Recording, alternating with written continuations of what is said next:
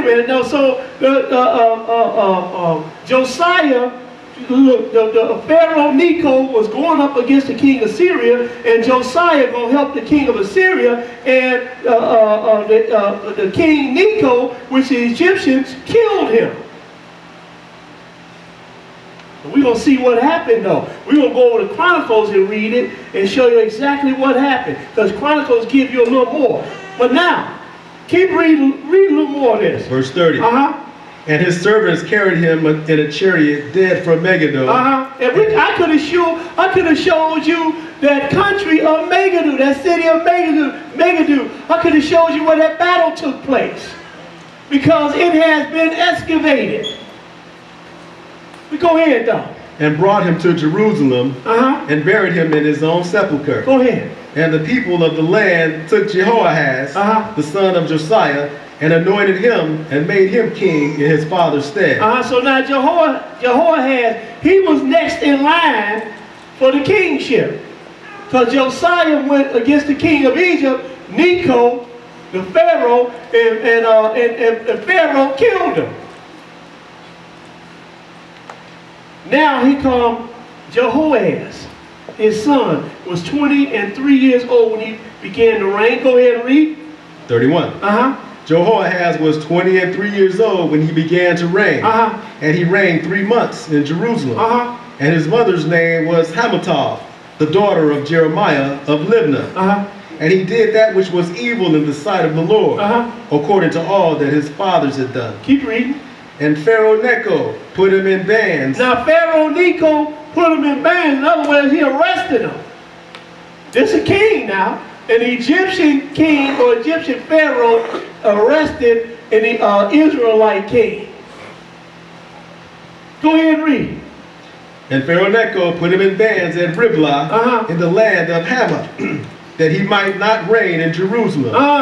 And put the land to a tribute of 100 talents of silver and a talent of gold. Now I'm going to tax y'all. I'm going to take away y'all king, and I'm going to tax y'all. But then he did something else, though. Go ahead and read. And Pharaoh Necho made Eliakim, the son of Josiah, king in the room of Josiah. Stop right there. And now Pharaoh Necho, the same Pharaoh Necho II, made Eliakim, the son of Josiah, king in the room of Josiah, his father. So he took one son, killed him, and then took another son and set him up as king of Israel.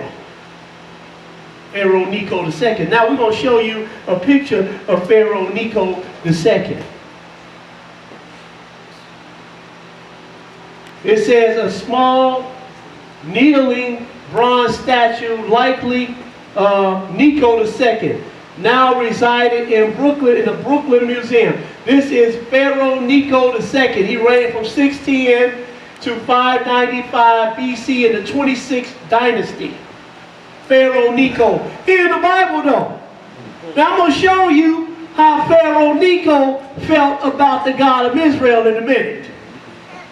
Let's go to the next slide. So Pharaoh Necho, he locked Jehoahaz up, right? The king Jehoahaz took over after Josiah, and then he locked Jehoahaz up and then set up Jehoiakim, right? Now this Jehoiakim inscription. This is one of the clay tablets that revealed the presence of Judean royal house as prisoners in Babylon. They were excavated from an arch building near the Ishtar gate of ancient Babylon. The cuneiform texts, which are dated between 595 and 570 BC, contain a list of rations of barley and oil used to captive prince and artisans, including Ukin, king of the land of Judah. This is direct reference to Jehoiachin. And some of other tablets also mention his 5 sons who accompanied him to Babylon. Now, so we got a little evidence of this king Jehoiachin, right? Let's go now. Let's go to, because we're going to look at this account again of this Josiah and Pharaoh Necho. And now let me show you, because Chronicles will give you a little bit more and tell you what happened. Want to finish 34? You finish. Go ahead, finish verse 34. I'll read it over. And Pharaoh Necho made Eliakim, the son of Josiah, king in the room of Josiah his father, and turned his name to Jehoiakim, and took Jehoahaz away, and he came to Egypt and died there. Now, let's go to 2 Chronicles. 2 Chronicles, the 35th chapter. 2 Chronicles 35. 2 Chronicles 35, and we're going to pick it up at verse 20. 2 Chronicles 35 and 20. Let's look at this account again. When you get it, go ahead and read it. After all this, when Josiah had prepared the temple, Necho, king of Egypt, came up to fight against Carchemish. That's the Assyrians. Go ahead. By Euphrates. And Josiah went out against him. And Josiah went out against him. So he's going out against Necho, Pharaoh of Egypt. Go ahead and read. But he sent ambassadors to him, saying, what have I to do with thee, thou king of Judah? Stop right there. Now look. Pharaoh Necho sent out ambassadors to Josiah, king of Israel, and said, look, what have I to do with you? In other words, look, what you got to do with this, man? You ain't got nothing to do with this. Me and you ain't got no quarrel. Go ahead and read. I come not against thee this day. He said, I'm not coming against you this day. Go ahead and read. But against the house wherewith I have war. He said, I'm coming against the Assyrians. That's who I got a war with. Not with you, man. What you got to do with this? But look at what else he going to say. What verse you at? The middle of 21. For God commanded me to make haste. Stop right there. You see what he said? He didn't say, Atom commanded me to make haste. He said, for God commanded me to make haste. What God is he talking about? The God of Israel, the God of Josiah. Read that again. Verse 21. But he sent ambassadors to him, saying, what have I to do with thee, thou king of Judah? I come not against thee this day, but against the house wherewith I have war. For God commanded me to make haste. For God commanded me to. So he wasn't worshiping no sun and no crocodiles and all that stuff, was it? He's talking about the God of Israel right here. He said, God, now this is the King Necho, king of Pharaoh. King Necho, king of Egypt. That is really something, ain't it? A Pharaoh talking about the God of Israel? Now, where is this at in your Kemetic text? They probably left that out, huh? In the hieroglyphics, they left this part out. Go ahead and read. Forbear thee from meddling with God. He said, forbear thee, but look, don't mess, in other words, don't be messing around in God's business. I'm taking care of God's business. Go ahead and read. Now this is a Pharaoh in Egypt we talking about now. He telling the king of Israel this. Go ahead and read. Forbear thee from meddling with God, who is with me, that he destroy thee not. He said that because he is with me, that he destroyed thee not. What happened? 22. Nevertheless, Josiah would not turn his face from him, but disguised himself, that he might fight with him, and hearken not unto the words of Necho from the mouth of God. From whose mouth? From the mouth of God. Go ahead and read. And came to fight in the valley of Megiddo. And the archers shot at King Josiah, and the king said to his servants, have me away, for I am sore wounded. Go ahead. His servants therefore took him out of that chariot. But he told him though, we read over the king, he said, look, if you come out against me, you're going to die. And what happened? He died, didn't he? Keep reading. And he put him in the second chariot that he had. And they brought him to Jerusalem, and he died. Go ahead. And was buried in one of the sepulchres of his fathers. And all Judah and Jerusalem mourned for Josiah. Now, let's go now. So we see now that this king, this Pharaoh, Necho II, he was a servant of the Most High God, wasn't he? The God of Israel, not no Most High Son. Let's go to Isaiah. Let's go to Isaiah the 46th chapter. Isaiah 46. Isaiah 46, and we're going to pick it up at verse 8. Now you show me, Mr. Kemet, where these things are written in the hieroglyphics, in your metroneta? Where is this written in the pyramid text? Where is this written in the Morse science? Where is this written in your wisdom?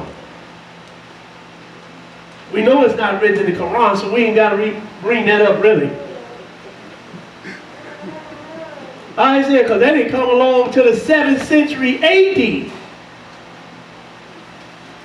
We have Isaiah 46 and 8. Isaiah 46 and 8. Go ahead and read it. We're going to move now. Go ahead and read it. Remember this, and show yourselves men. Bring it again to mind, O ye transgressors. Remember the former things of old. Remember the former things of old. Go ahead and read. For I am God, and there is none else. I am God, and there is none like me. Go ahead. Declaring the end from the beginning. Declaring the end from the beginning. Now that is really something, man.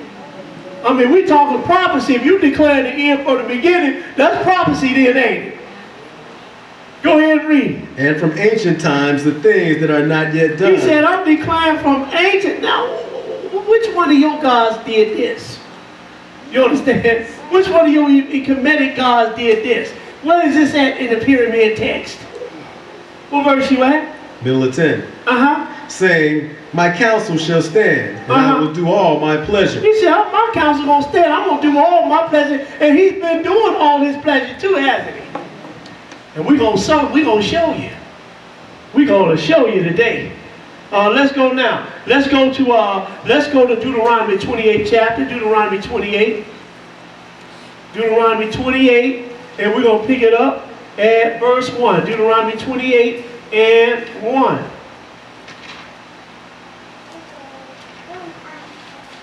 We're going to deal with Israel a little bit more. Deuteronomy 28 and 1. Go ahead and read it.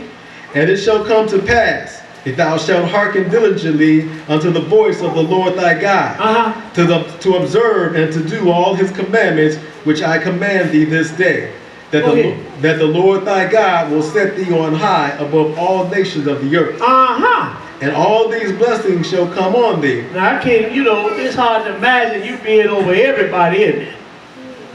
As low as our people have come. But go ahead. And overtake thee, if thou shalt hearken unto the voice of the Lord thy God. Blessed shalt thou be in the city, and blessed shalt thou be in the field. Go ahead. Blessed shall be the fruit of thy body, and the fruit of thy ground, and the fruit of thy cattle, the increase of thy kind, and the flocks of thy sheep. Skip down to verse 15, because on the other hand, if you don't keep my commandments, go ahead and read it, verse 15. But it shall come to pass, if thou wilt not hearken unto the voice of the Lord thy God, to observe to do all his commandments and his statutes, which I command thee this day, that all these curses shall come upon thee and overtake thee. He said, look, if you don't keep my commandments, I'm going to curse you. I'm going to curse you. What is one of the curses? Skip down to verse 25. Read it.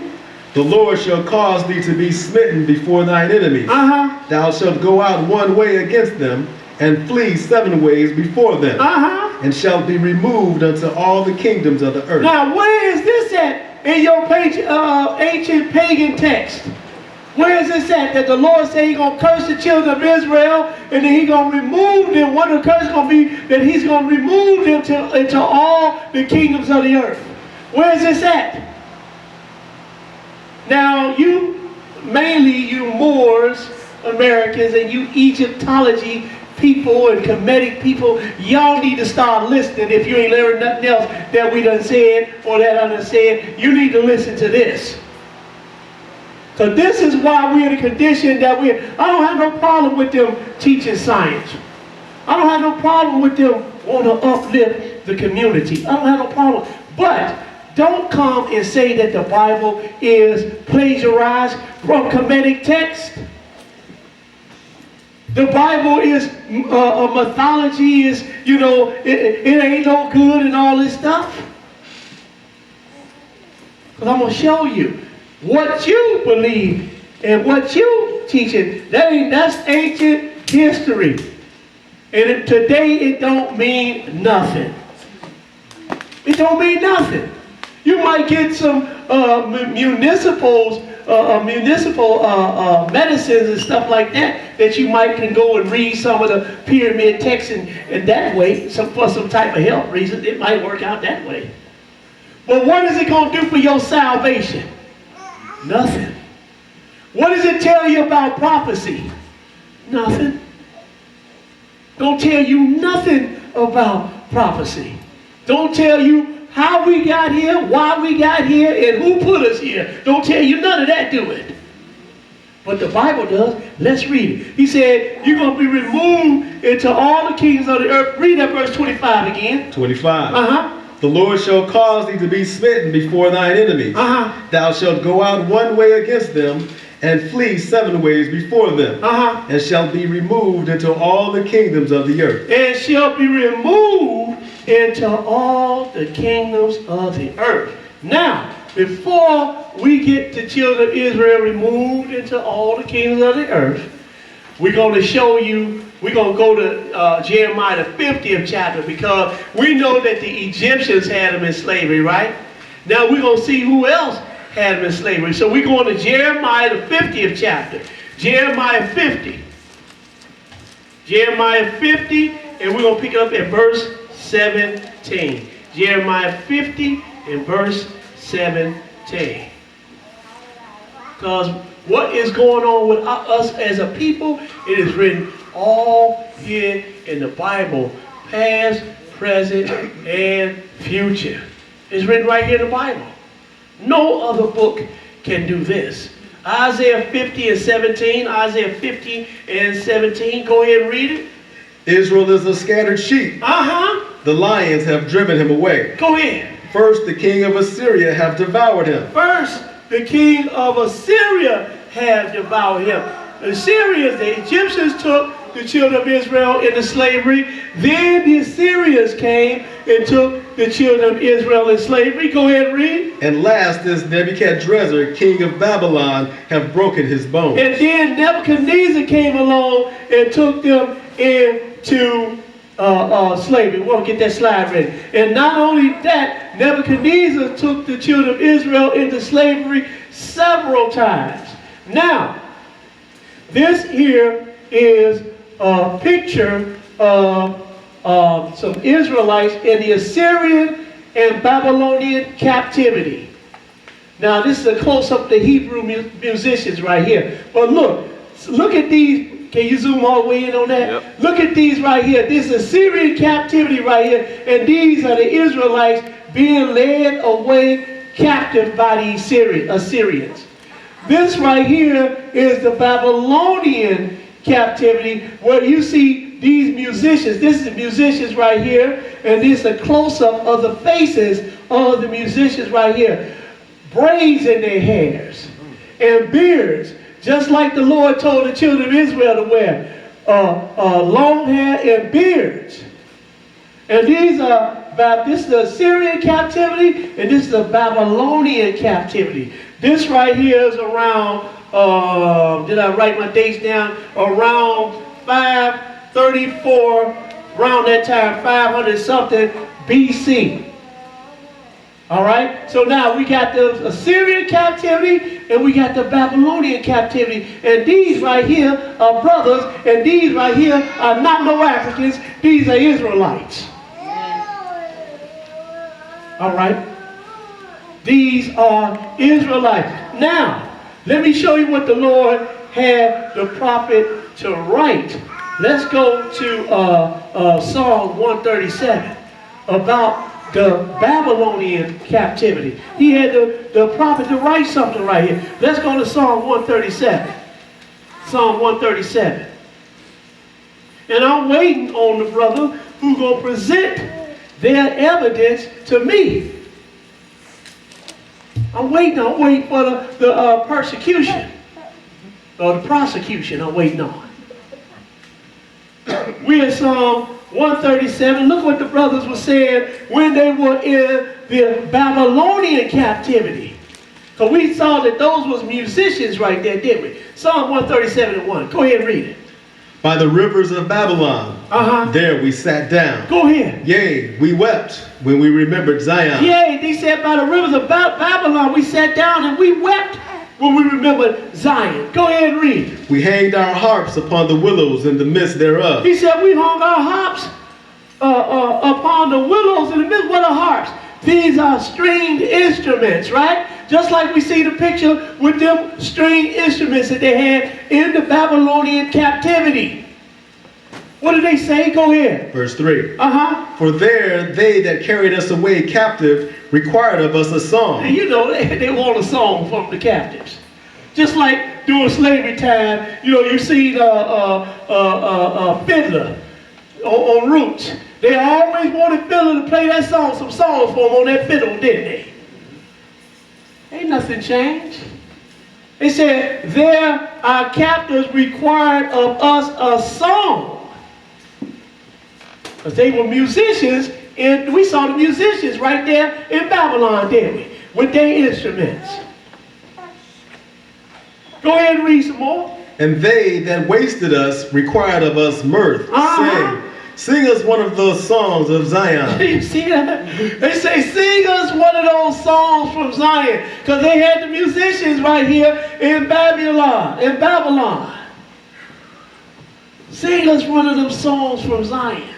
Sing us one of those Negro spirituals.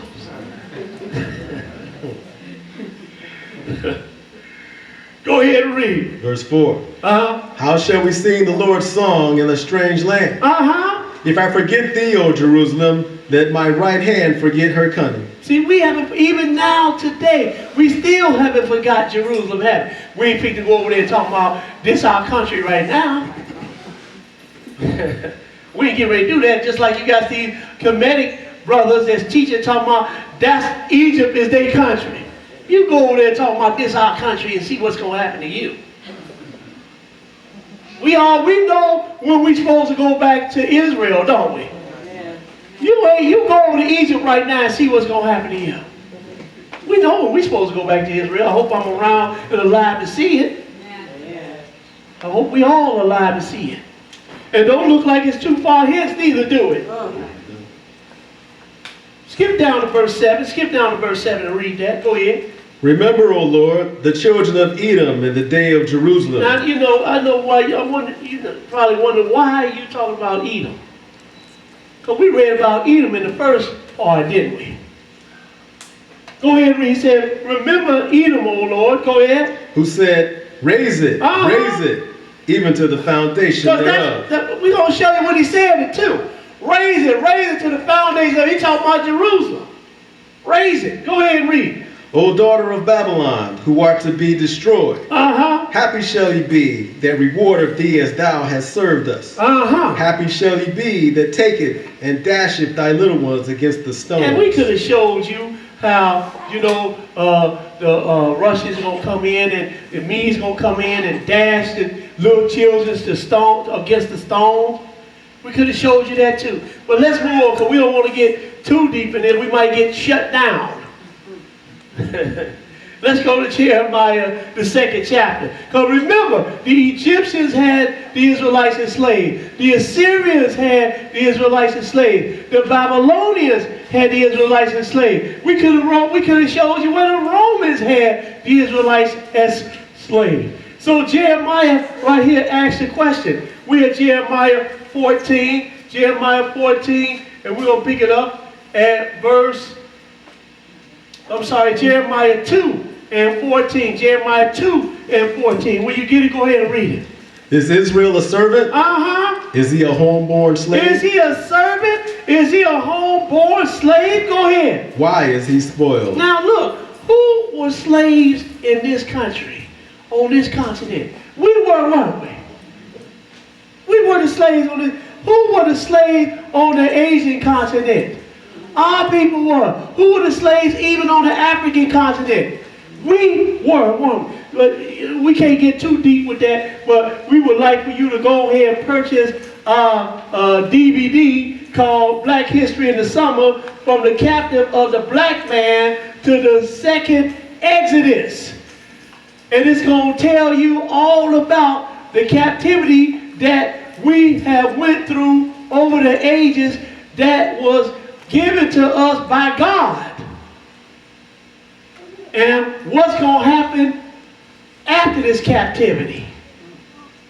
So you can purchase our DVD, you understand, called Black History in the Summer, from the captivity of the black man to the second Exodus.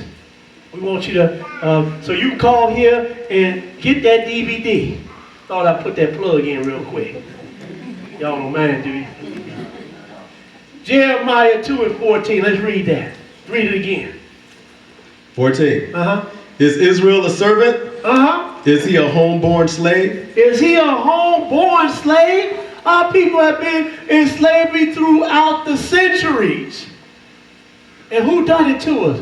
God. You know, because that's one of the things that all of the brothers that's doing, the brothers in New York, they all over really. And they all the brothers, the Moorish Americans, the Islamic brothers, the Gentiles, the brothers that call themselves Gentiles, the Kemetic brothers, all of them agree that we all came over here on slave ships. They all agree to this.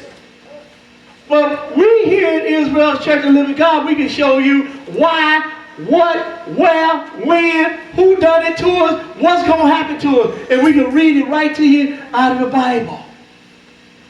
We can read it right to you out of the Bible. So he says, Israel, a homeborn slave. Let's go back to Deuteronomy 28 chapter. Go back to Deuteronomy 28 chapter. We're going to give you some prophecy, past, present, and some future.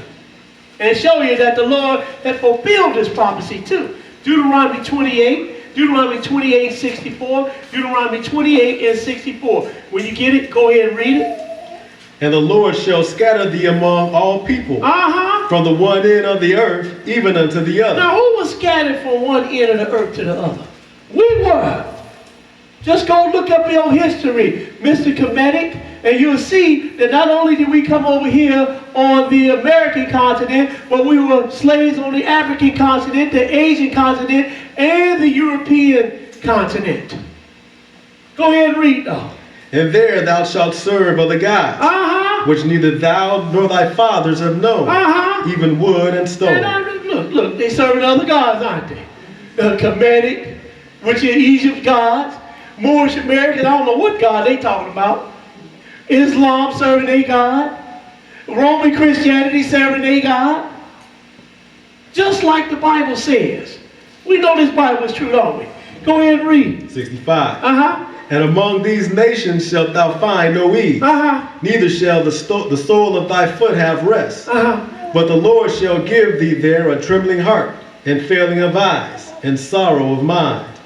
And thy life shall hang in doubt before thee, and thou shalt fear day and night, and shalt have none assurance of thy life. In the morning thou shalt say, would God it were even. And at even thou shalt say, would God it were morning. Go ahead. For the fear of thine heart wherewith thou shalt fear, and for the sight of thine eyes which thou shalt see. Go ahead. And the Lord shall bring thee into Egypt again. Now stop ships. Right there. He said the Lord gonna bring thee into Egypt again with ships. He gonna bring you into bondage again with ships. Go ahead and read. By the way whereof I spake unto thee, thou shalt see it no more again. Go ahead. And there ye shall be sold unto your enemies for bondmen and bondwomen, and no man shall buy you. He said you're going to be sold unto your enemies for bondmen and bondwomen. Now, let's go back up in the same chapter to verse 36. Back up to verse 36. Go ahead and read it. 36. The Lord shall bring thee and thy king which thou shalt set over thee unto a nation which neither thou nor thy fathers have known. Isn't that what happened to us? See, it's right here in the Bible, Mr. Kemetic.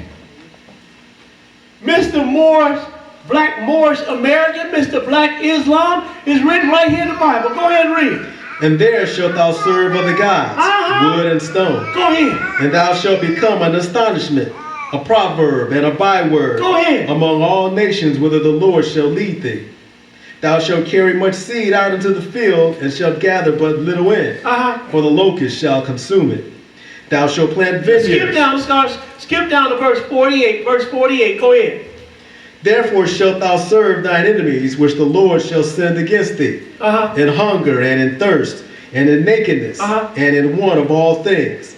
And he shall put a yoke of iron upon thy neck. And he shall put a yoke of iron upon thy neck. Until he have destroyed thee. Until he have destroyed thee. Now look, here's the slave ship. He said, you shall go into Egypt again by ships.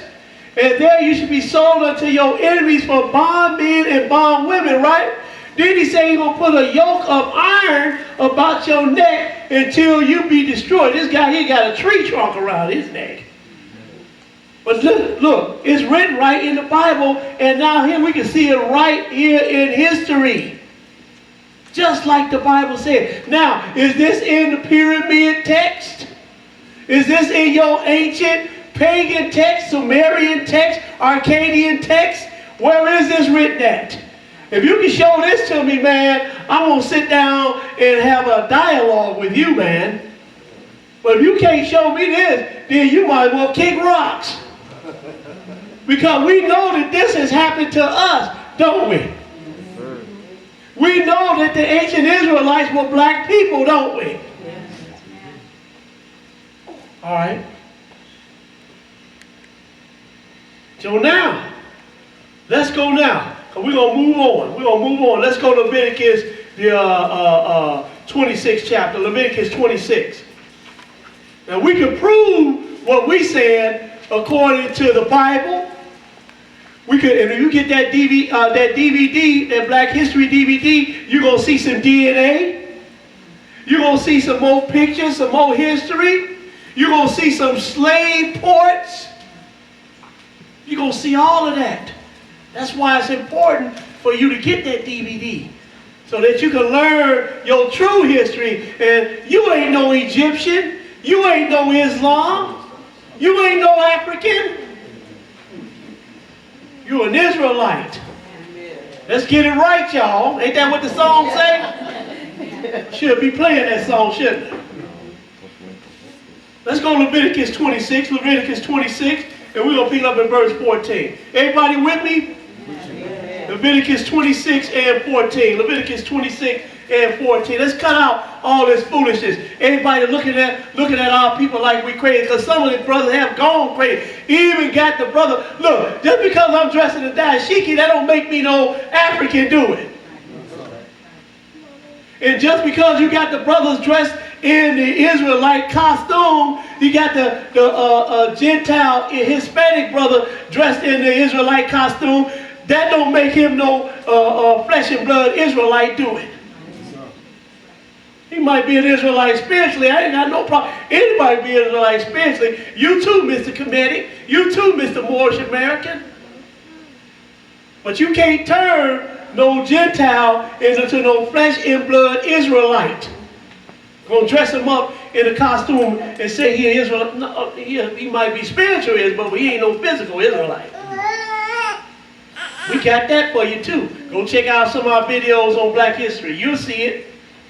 We have Leviticus 26, Leviticus 26, and we're going to pick up in verse 14. Leviticus 26 and 14. Go ahead and read it. But if ye will not hearken unto me, and will not do all these commandments, and if ye shall despise my statutes, and if your soul abhor my judgments, so that ye will not do all my commandments, but that ye break my covenant. Now, see, because that's what the problem is with the children of Israel. They always broke the Lord's covenant. Right? Then when the Lord get ready to punish them, one time the Lord get ready to punish them, someone going to run down to Egypt. He said, well, I can see you, Mr. Israelite, in Egypt without no glasses. And now, when I come down there, I'm going to bust your head, Mr. Israelite, and I'm going to bust the Egyptian's head too.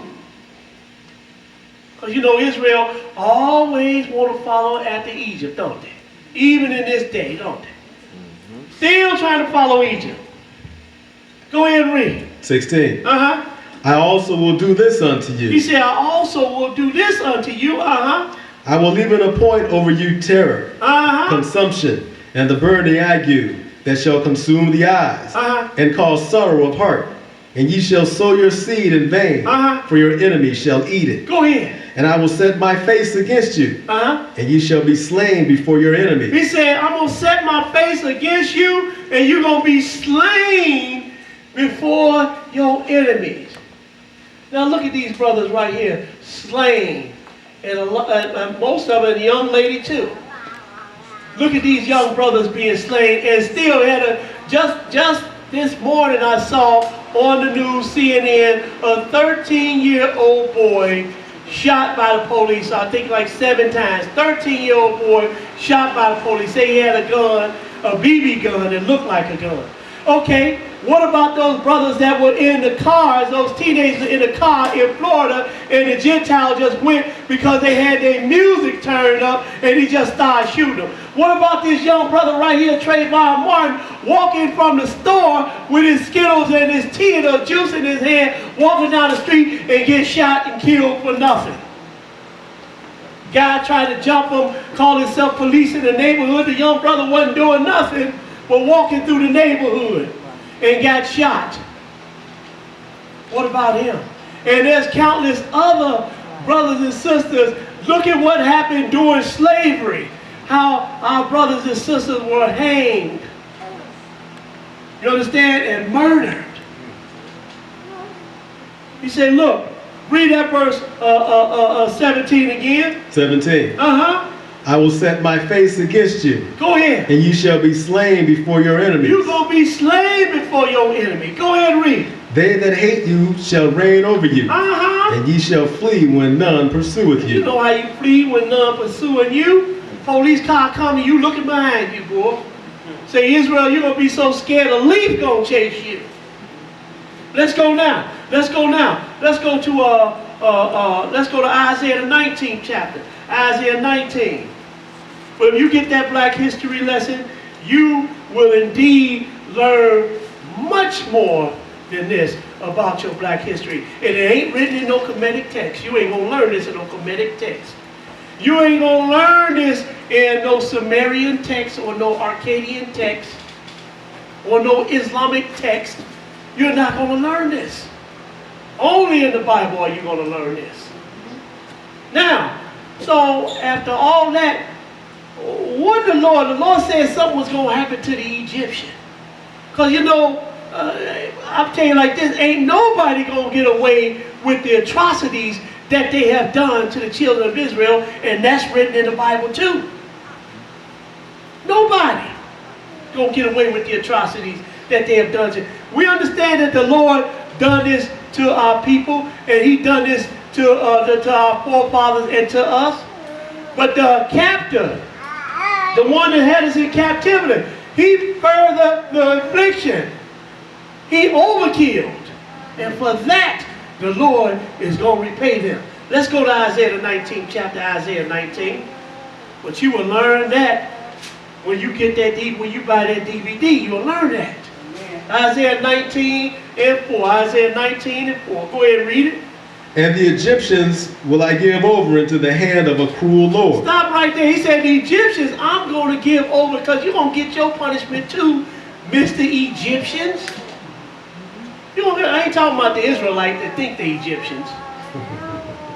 I'm talking about the Egyptians that had the children of Israel in slavery, and not only that, warred against them.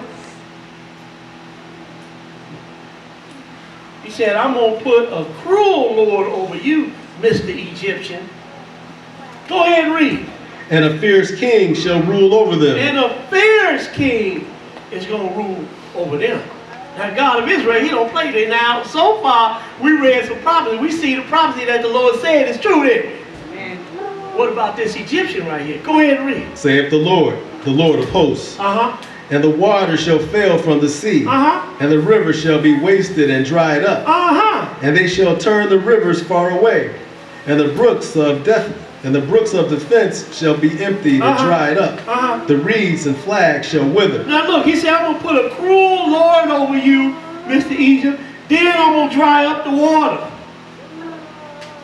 in Egypt. Go ahead and read. Verse 7. Uh-huh. The paper reeds by the brooks, by the mouth of the brooks, and everything sown by the brooks shall wither, be driven away, and be no more. Go ahead. The fishers also shall mourn, and all they that cast angle into the brook shall lament, and they that spread nets upon the water shall languish. Now we're going to read about this in history.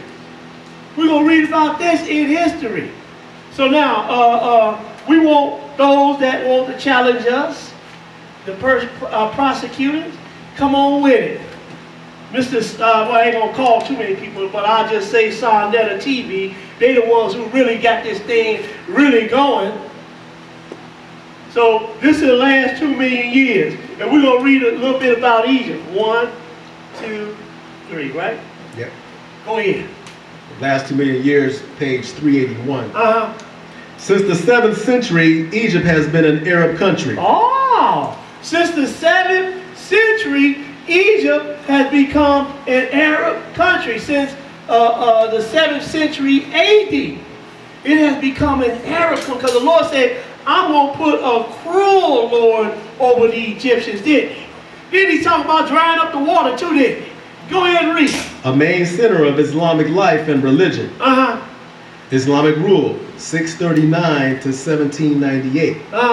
During the rise of the great Islamic Arab Empire, Egypt was speedily conquered by the Arabs. Oh, the Egyptians were speedily conquered by the Arabs. You know, you had Ethiopians, they conquered Egypt and sat on Pharaoh's throne, and they were called pharaohs.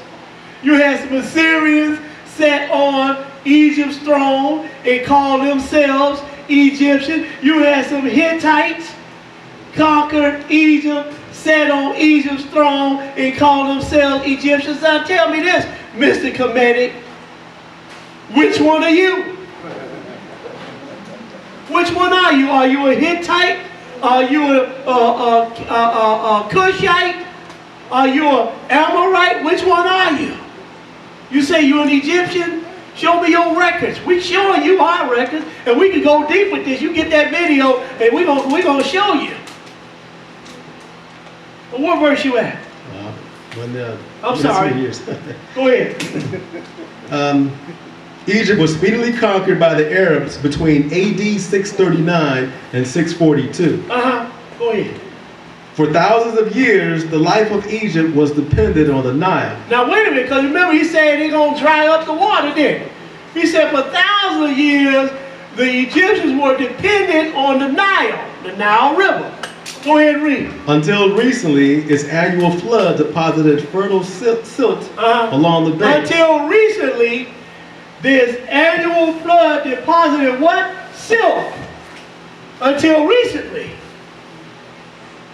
Which means it's not doing it no more. But go ahead and read. Read that over. Until recently, its annual flood deposited fertile silt along the banks, enabling the fellahin peasants, to grow the crops. To grow the crop. It used to allow them to grow their crops. Now they can't grow their crops. Just like the Lord said, look, the fishes and all. The fishes also shall mourn, and all that cast anchor to the brook shall lament, and they that spread nets upon the waters shall anguish. Then it talks about him, and they shall turn the rivers far away, and the brooks of defense shall be empty and dried up, and the reeds and the flax shall wither. Go ahead and read. Mainly cotton, on which the economy is based. See, they used to. The land used to flood, and they used to deposit silk on the land, and the land was so rich and everything would grow cotton and everything. But now, since recently, they put these dams in there, now it's done dried up. They can't fish there no more and get the cotton and all that stuff. Go ahead and read. The river's flow is now regulated by the high dam at Aswan, providing irrigation all the year round. Now, so since they put that Aswan Dam in there, it has dried up where the people used to come and plant their stuff, plant their crops and all of this type of stuff. Now, just like the Lord said, now, that was, Isaiah prophesied that all the way around 534, 590 BC. Now, what you gonna do with this? What you gonna do with this, Mr. Kemetic, Mr. Moorish Americans, Mr. Black Islam? What you gonna do with all of this? But we got some more for you. We got some more for you. Let's go now. Let's go to Obadiah. Obadiah, the first verse. Obadiah. Obadiah. I